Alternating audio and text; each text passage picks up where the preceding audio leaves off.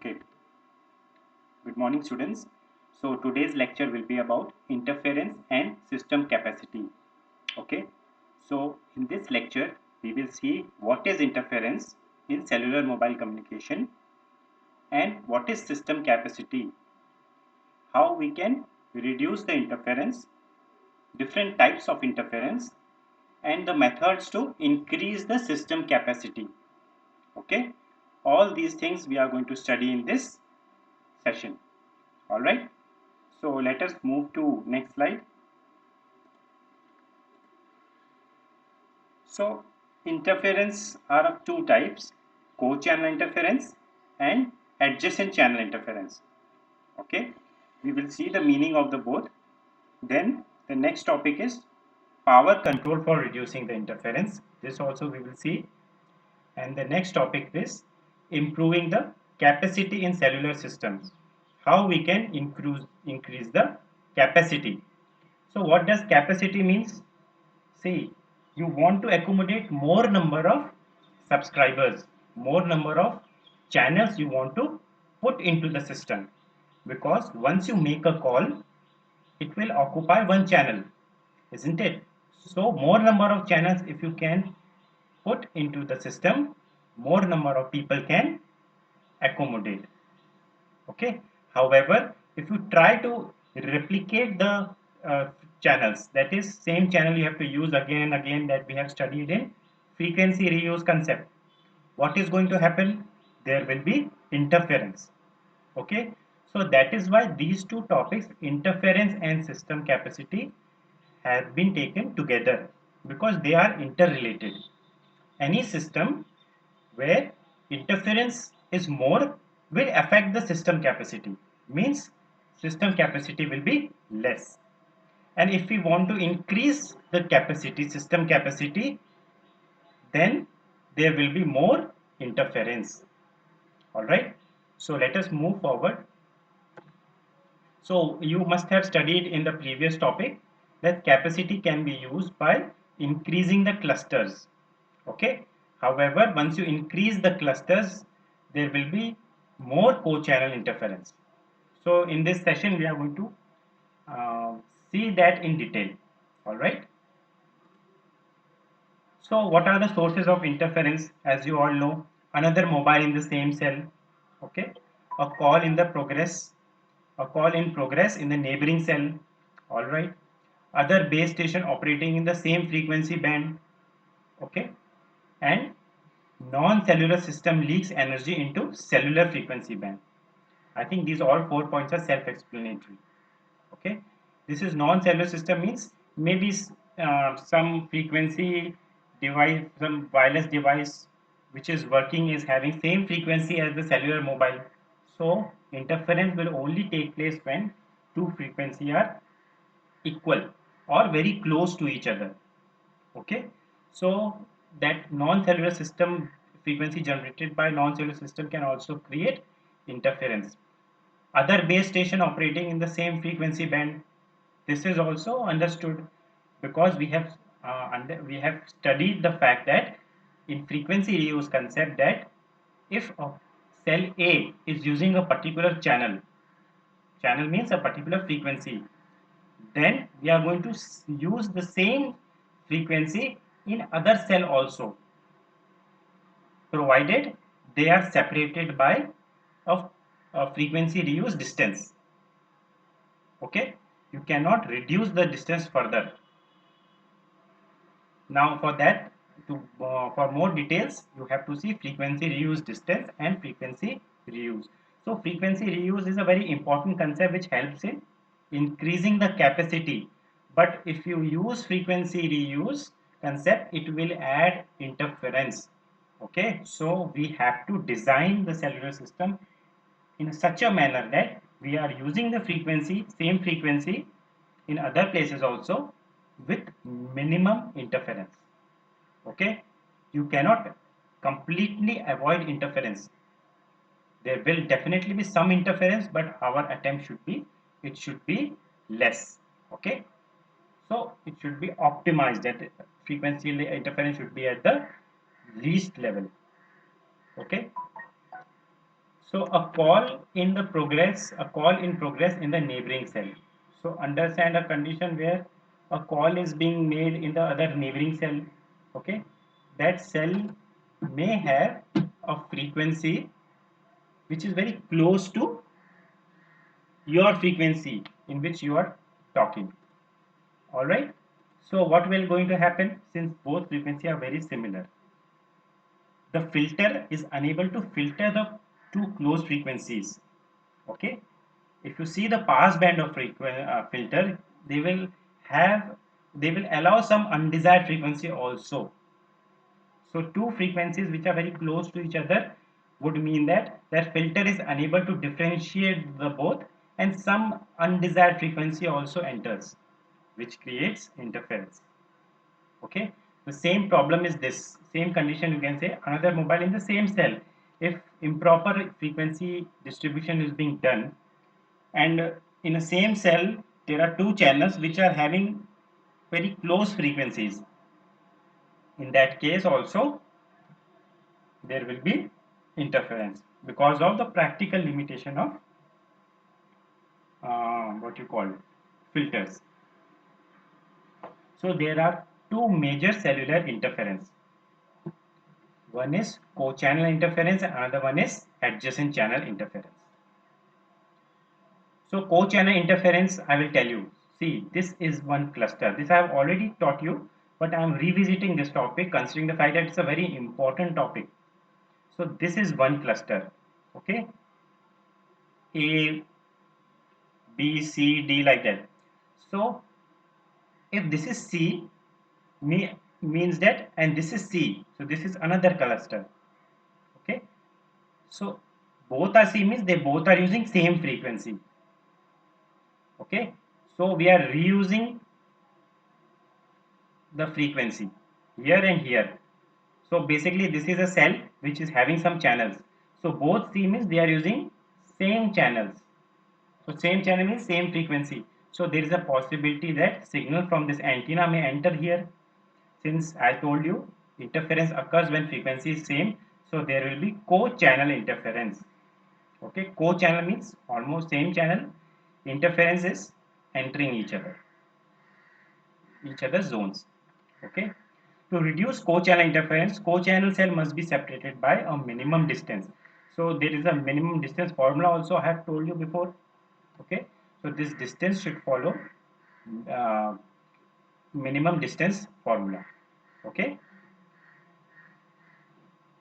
and this is the frequency reuse concept. There are several cells that use the same set of frequencies. This leads to existence of co-channel interference. Point is clear? Now, if we don't use frequency reuse, what will happen? We will not be able to cover the entire area. Okay, there are practical limitations of that, and we don't want to increase the size also. If you say that you divide this entire area with what you call these 7 cells, then there are practical limitations in implementing it that we are going to see later. Okay, so this will help you to understand that topic. See, when the size of each cell is approximately same, co-channel interference is a function. Basically, this topic is co-channel interference and system capacity. So, co-channel interference is a function of radius of the cell and the distance to the center of the nearest co-channel cell. Okay, so if you come here, we have determined this term by Q. Okay, so Q is the ratio of D by R. D is what? Distance to the center of the nearest co-channel cell. Alright, so what will be D here? These both are C na? So this to this will be D. Okay, or if you see this is F and this is F. So F to F is D. R is the radius of the cell. So radius will be from the center to the this point. This can be considered as radius. Okay, so this ratio means D by R means Q. Now you understand the significance of Q. A small Q provides larger capacity. Okay, a small Q means that D has to be less. Point is clear. So if D is less means they will be very close to each other. Point is clear. And there will be more number of cells. Okay, so capacity will increase, but interference will be more. Understood? So interference we have to reduce, remember. Now you see this term. The interference is reduced as D increases. So if this increases, what will happen? The separation between these two cells will increase. Okay, but if they increase, what is going to happen? Capacity is going to decrease. Understood? So small, we want large Q also. There are certain advantage of a large Q. Interference reduces. Small Q has the advantage. Capacity increases. Okay. So again I am repeating. Large Q has the advantage. Interference is reduced. Okay. Small Q has the advantage. Capacity is increased. So we have to optimize Q. Understood? There is a trade-off. Now I will give you another example of a trade-off. You want to buy a bike, but you are concerned also that my bike should be fuel efficient. Simultaneously, you want uh, to ride the bike at a very high speed, we should have a very good acceleration pickup. Okay. Now, if you go in the market, you will come to know if you go for a 200cc bike, its efficiency and the petrol consumption will be more. Means you want more speed, so you have to spend more on fuel. If you want to spend less on fuel, what is going to happen? Your acceleration will be less. You have to buy a bike with less power. So there is a trade-off between pickup and fuel consumption.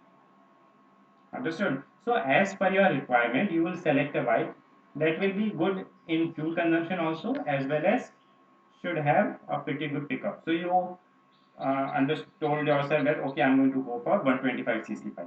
I won't go for 200 to consume a lot of fuel.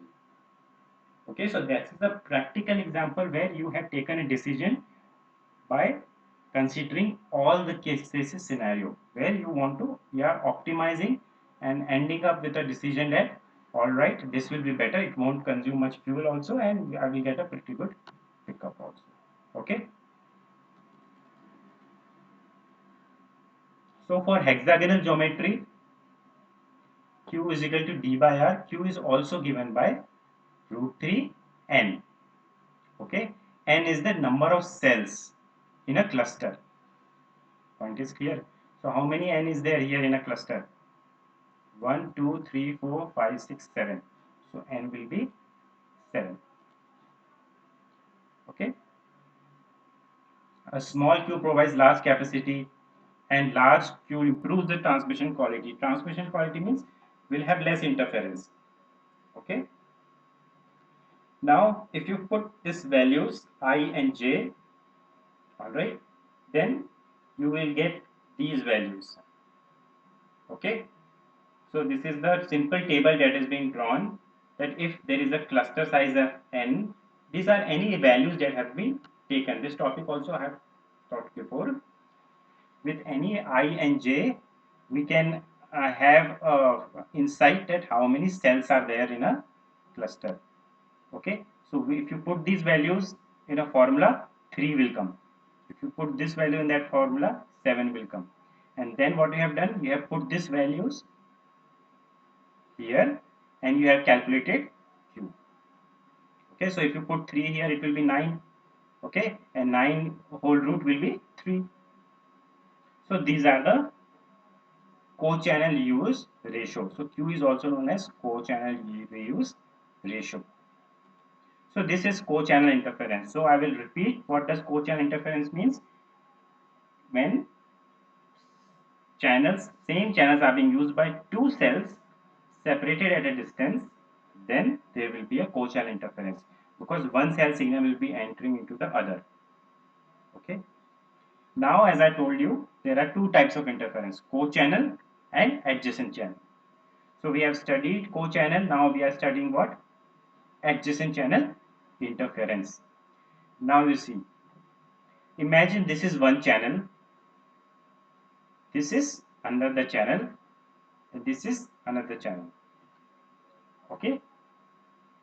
Now you see a filter is trying to interfere, allow this desired signal only.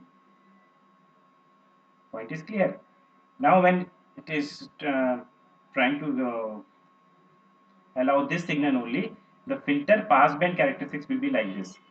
See, if the filter characteristics is like this, then we could have easily got our desired signal. But designing such filters is impossible. Filters will have this type of characteristics only. Point is clear. So this undesired signal will also enter. Point is clear. So once you are talking, what will happen? This signal will also come, and you may, if this signal contains extra means sufficient power, then you may able to hear what other person is saying, and this will lead to crosstalk. Okay, so that is why I said, like, if these two are the cell that are both are C, okay, so, or I should give another example, like see the cell this C. So if I have allotted one frequency to a cell, so the nearby frequency channel will not be allotted to C because of this problem. If two frequency in a same, two closer frequencies are in a same cell, this problem will come now. Understood? Because both, once you are making a call, that signal with these two close frequency will be around in that cell, and the filter will have a very difficult time to filter both. So what we do is, if we allot this frequency to cell C, the nearby frequency, say this one, I will not allot to C. I will allot it to F, so that they are separated. Okay. So now since they are separated by a large distance, even though if the signal enters here, what is going to happen? Its power will be so less that it won't make much impact. Okay. So channel assignment plays a very important role. Okay, and this is what engineers does. They work very hard in reducing the interference by proper channel assignment. Okay.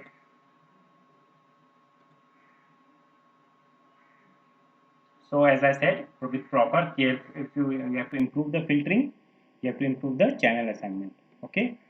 Keep the frequency separation between each channel in a given cell as large as possible. Okay.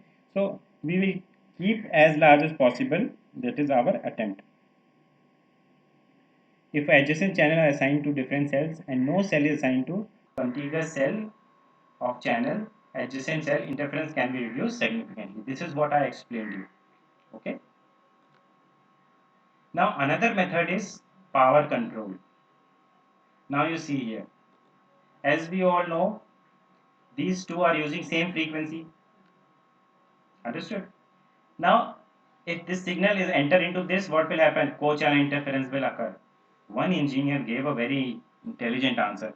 We will reduce the power to an extent that if signal reaches here, its power will be so less that it won't make any impact. Understood? So reducing the power plays a very important role. So as you know, especially in urban environment, there are a lot of buildings that come in front of us. So signal power gradually goes down as it passes the building. Okay, so mobile signal is able to pass through the walls of the building, but some power is being absorbed by the walls. So if you reduce the power, the signal once it enters here, it has passed through so many buildings that its power become negligible and it won't make much impact. This is the reason why mobile tower is kept of low height. Okay, if you see FM radio stations, you will find FM radio stations antenna is kept at a very high place like mountains or hilly areas, because if any antenna is on the top, it will able to cover the area more. But if you keep a mobile antenna on the top of the mountain, what will happen? Say if this is, see, there is a mountain. If you keep the mobile antenna here, it can easily pass and come here, na? Because since it is on the very high place, the building won't come in between. So this signal can easily go here. Okay, so this is a very practical example that I am giving. A mobile tower will be of very normal height. Okay, but an FM radio tower will be usually on the mountains. Okay, you won't find an FM radio station in the busy area. Okay, or a normal place, some isolated place over the mountain, you will find some FM station is there, and there you will find the antenna.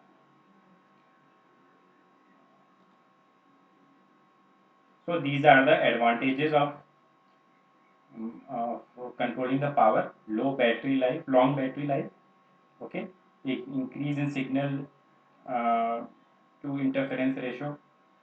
Okay, solve the near and near far problem. This problem is present in CDMA. Okay, so what does a near far end problem means? See, if there is one mobile which is very close to the tower or antenna, another mobile is very far away in the boundary. Okay, in CDMA we use same spectrum, all transmit together. We don't divide uh, in terms of frequency, just like in GSM. So what will happen? The far mobile will have very less power reaching to the tower, and near one will have very high power. Okay, so high power signal will try to dominate over low power. So we have to adjust the transmitted power. Okay, so that problem is known as near far problem, and this problem exists in CDMA. Okay, so transmit power should be varied according to the signal and interference strength, so that mobile is transmitting only necessary power to maintain the quality of service. Okay, now this is the interference. Till now we have studied interference, two types of interference: co-channel interference and adjacent channel interference. Now we are studying what? Improving the capacity in the cellular system. Okay, now what does capacity means? As I told you, we want to accommodate more number of channels. If more number of channels in the system we can accommodate, more number of people can use cellular mobile together. Are you getting my point? Now if an engineer has designed a cellular system and he can say that in this cell 300 people can make a call together. Okay, another will say in my cell they 400 people can make a call together. So who has designed the case system better? Second person, second engineer, because he has managed to have more number of channels. But then you have to see the interference level also for both of them. The person who is claiming that 400 people can together make a call, there is a possibility that interference level may be high in his cell. Okay, that's why we have discussed that Q. Okay, so how to improve the capacity? Cell splitting, sectoring, repeaters, and micro cell zone. Okay, so cell splitting is all about reducing the area of the cell. So if a cell is split into smaller area, we can increase the capacity. Understood? So smaller area would mean what? Less Q. Okay, and I told you By making a less Q, you can improve the capacity. Understood? Now let us go to sectoring. This I will explain you through the diagram. Like there are two types of antenna. One is omnidirectional, means it transmits signal in the 360-degree range around the antenna. But sectored antenna, what does it do? In a particular angle only it will transmit. So in the coming slides I will show you how an antenna transmitting in a particular angle can help in reducing the interference. And once the interference is reduced, what will happen? Capacity will increase. Understood? Now the next is repeater. So what does repeater is? It is simply radio retransmitter. Now repeater, what it will do? It will catch the received signal, again amplify it and transmit it around that place. Okay. So repeater, as its name suggests, it will repeat the received signal and amplify. So you will see the repeaters installed in a hard to reach area. Okay, especially at a small area where they are covered by huge buildings. So there may be a park in between those huge buildings, which may have a very less signal. But since it is a park, many people are visiting that park. So a repeater may be employed at that particular place. Another method to improve the capacity is micro cell zone, distributing the coverage of a cell and extend the cell boundary to hard to reach place. Okay, so micro cell zone means a particular zone, a very small zone which is having a less signal strength. So what we are going to do is we are going to ensure that that particular small zone there should be some signal which usually won't have. So we can modify the antenna direction pattern so that in that small area signal is able to reach. Okay. So these are the four methods of improving the capacity. So let us see what is cell splitting. You can clearly see that this is the whole cell. Okay. Now we have reduced the size of this cell. Now what are the three cells produced? 1, 2, 3. Now you can clearly see this cell has very less size as compared to this. Understood? If radius is reduced by 2, r by 2. Okay. So if you can clearly see, this is the radius. This cell is having this radius. Can you see? This to this and this to this. So this radius is double than this cell. Okay. And this is the micro cell. So what we do is, once we have generated this small area, if we will reduce the power also, because we don't want this signal to go here. Understood? Because now since the cell is reduced, we don't want high power. Now our antenna has the responsibility of covering a small area. So small power is required. We will never want large power because it will unnecessarily interfere other places. Okay, so if cell splitting is done, there may be some changes that may occur in frequency reuse distance. Okay, so what we do is we reduce the power. So what will happen if we reduce the power? The signal won't go to the other cell using same frequency. Okay, and even if it is reaching, since the power is so less, interference will be negligible. Okay. So these are the types of cell splitting: permanent splitting, dynamic splitting. Okay. So what is permanent splitting? Permanent splitting means everything is planned in advance. Okay. Now imagine there is a World Cup going to take place next month. Now the engineers would be knowing that thousands of people will be coming to stadium and they would obviously make a call. Okay, but the cells out there are not designed to entertain so many people. Okay, so we will do cell splitting. Now we already know that public is going to come. We know it in advance. Can you see? We know it in advance. So it is known as permanent cell splitting.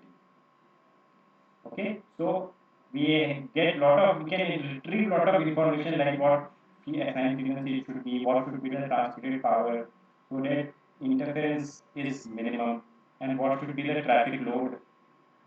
Okay, all this we get the information and then we design our system and then we use cell splitting. Now, dynamic splitting is a very interesting topic. This technique is based on utilizing the allocated spectral efficiency in the real time. Now, imagine that there is a traffic jam. Nobody knows when traffic jam can occur at which place. There may be some big truck which has malfunctioned and it has blocked the entire traffic. Understood? In that case, suddenly there will be a rise in the public in that particular area and the cell will have a very difficult time to entertain all many people in that traffic area because public is going to increase. So engineers what they will do? They will do dynamic splitting. So dynamic splitting is a bit challenging because we cannot afford to have a single cell unused during the cell splitting at the heavy traffic hours. Okay, and we are doing it at a real time. We are not prepared for it. Suddenly we have to do it. So obviously it is going to be a tedious job. Because we are doing splitting and we have to take care of interference, of frequency reuse, distance, which frequency should be allotted to which channel. Okay, so all these things makes things very complex. Okay.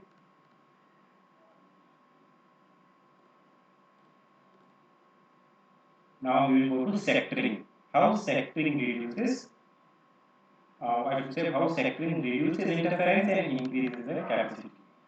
So always remember when I say reducing interference means increasing capacity. They are both interrelated. Okay, now you can clearly see, you must have seen this type of antenna. What you see here, this antenna is taking care of one sector, say 2. Okay, and the direction pattern of this antenna is this angle. This antenna is taking care of this, and this is taking care of this. So all three will keep different frequency. Remember this. Okay, and in same reuse pattern we are doing it here.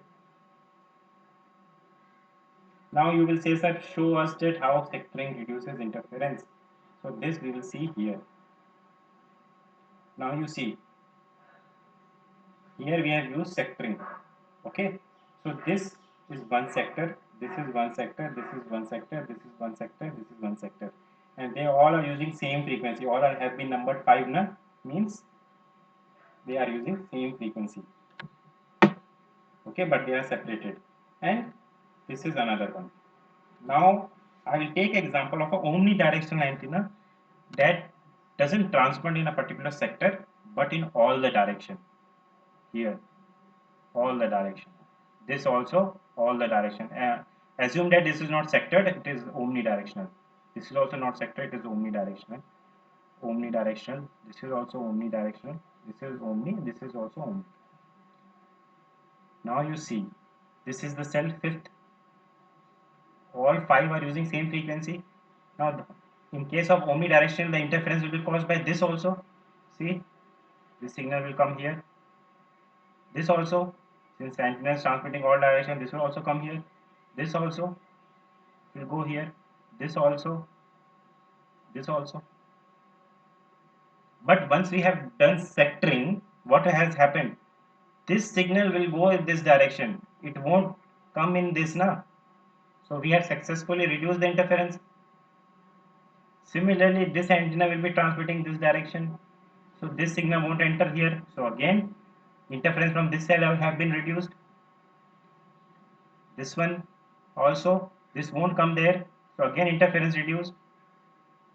But this one, yes, it is coming. All right, no problem. We will manage. This one also coming. This one, no, not coming. Can you see the angle? So the signal will not enter here. So earlier, this cell site was in case of omnidirectional. There was an interference due to 1, 2, 3, 4, 5. Oh, sorry, 1, 2, 3, 4, 5, and 6. Understood? So 6 cells were interfering with it. But due to sectorization, how many cells are now interfering? 1, 2. Understood? So really sectorization has helped to reduce the interference, and wherever you see such mobile tower, you can clearly say that this is the method of sectoring that has been employed to reduce co-channel interference. Okay, now what is microzone zone concept? Antennas are placed at the outer edges of the cell, because outer edges is the area where signal will be less. Okay, so we will keep antennas there so that that area is being served. Any channel may be assigned to any zone by the base station, okay, taking care of co-channel interference. Mobile is served by the zone with the strongest signal. So obviously in that edge there is a possibility that nearby cell tower may give you higher signal, okay, and the cell which you are in, there may be a few buildings that are coming in between, due to which cells what you call signal power has reduced. So mobile is served by a zone which has the strongest signal. So whichever antenna is giving the highest power, that particular channel will be allotted to you. Understood? So these are the two references that we have used. So here we end our topic, interference and system capacity. Hope you have enjoyed the topic. You can put your queries in the comment section and I will definitely answer your queries. Thank you.